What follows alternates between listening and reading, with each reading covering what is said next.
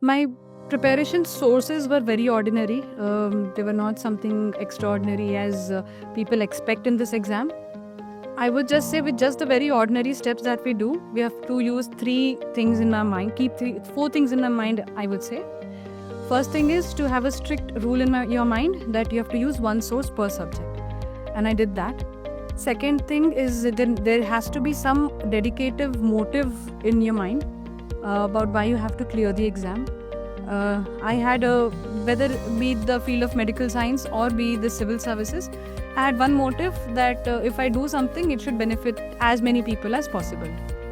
So that dedication has to be there, a motive which should have some selfless component, if not entirely, because everyone has different mindset.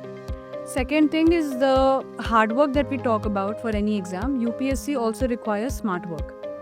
I could collect the content from here and there. There were multiple sources available for me. But when I joined essay module, when Brajendra Singh sir and Vajiram is providing me the material, the content, the format, the tests, everything, then why should I use my efforts and my time to look for it somewhere else too? So that's smart work, that if someone is providing me the right information at the right time, I need to use that rather than looking at someplace else, which might be wrong too. So that's smart work along with hard work and consistency, which helped me more than any other quality that anyone would have based on academic background.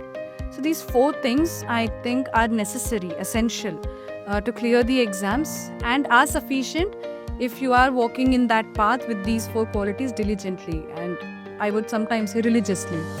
So yes, that is my message to anyone who wants to give this exam and clear it.